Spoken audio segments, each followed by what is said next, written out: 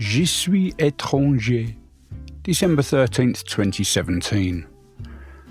The tasks at hand were simple but not easy ones. Become lost in Paris and become Parisian.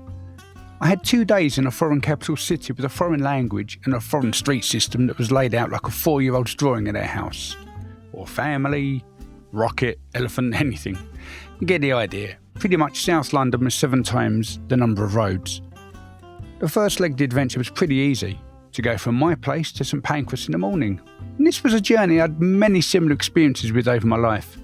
Jump on the London Underground, change once or twice and hey presto, face full of armpit, an elbow in the ribs and many nudges in the back later, one arrives. Which also happened on that day and thankfully without any timely disruptions or delays on the way. That meant I was, as I always am, early enough for a coffee at the Costa with a quick bite to eat and some vaguely warm pastry type savoury containing a vaguely warm filling. This was okay as I was preparing myself for some fine French cuisine later in the day and at least my stomach was now aligned for that and also ready for the laborious 2.25 hour stretch of train sitting.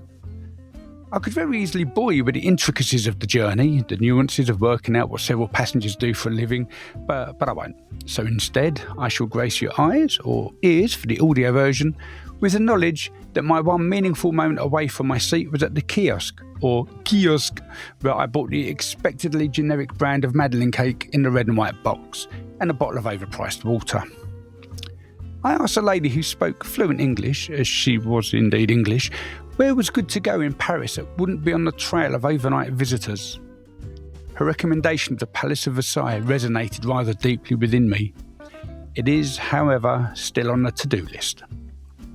My arrival at Gare du Nord was nothing spectacular. I was expecting dancing girls, a fanfare or even bunting, but something would have been nice. Instead, I had a cold, faceless station with people milling around. There was no sense of urgency or purpose. It transpires that this is Paris. Unless you're a taxi driver that took me to my starting point. No amount of prior planning, preparing or postulating could have eased me into what I was about to experience. Paris, Rue Lafayette, morning shift. Luckily, I was not here on business, otherwise my first time here may well have been an overwhelmingly underproductive day. As it was, my itinerary was full, my phone battery now 55% charged, and unfortunately my bag was fully packed. At the first chance possible, I tightened the laces on my Converse and headed east. At least I thought it was east. Turns out that for most of my traversing through the Parisian back streets, my maps weren't always corresponding to the directions of the compass. Becoming lost in Paris was complete in the literal sense, although the metaphorical and metaphysical senses were only just about to begin. Rue Lafayette at Christmas time. Nothing really to gloat about. The stone fronts of the tall buildings merged into one, with only balconies or railings breaking the dreariness of exquisite and intricate embellishments on the architecture. As with London, the best views of the city are above the eye line. However, from a pedestrian's perspective, each shop had its own character facing into the one-way street that I was now walking down. It wasn't long, 2 or maybe 3 minutes of wandering around and wondering where my first port of call was actually located when I decided to try my luck in a shop. As I strolled along the sullen, damp pavement taken in a foreign environment, I happened upon a familiar word, crêperie. This was in fact a shop called Crêpe, where people would pop in for a late breakfast or a tasty lunch and sample the wonderfully eclectic selection of crêpes available to eat.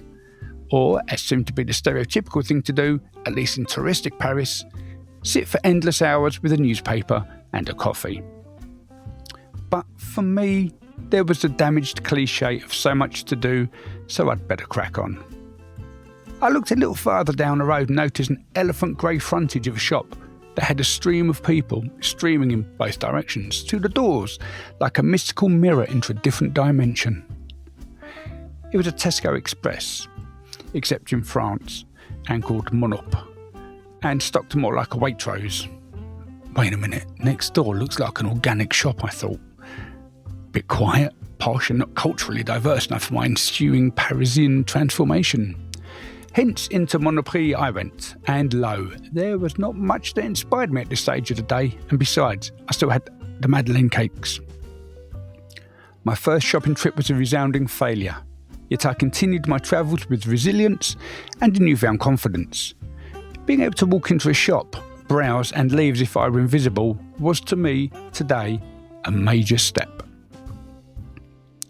I pulled my phone out of my pocket and with an unexcited acknowledgement, put it back into my pocket. The app I had downloaded and used to plan my time was already draining the battery, and there were photos I knew I would be taking. Yes, I admit, I bought a selfie stick for the journey, but not so much to put me in the picture, but to snap views that I wouldn't normally get to see. 588 photos in total I'd uploaded to Facebook upon my return. Okay, time to carry on with not looking like an Englishman in Paris.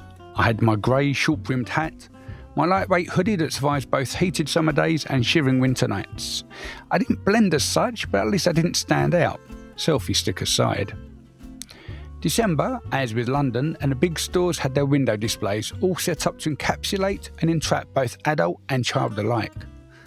As a devout Londoner with Ibiza as a regular holistic holiday getaway, I hadn't heard of any of the famous French shops around here.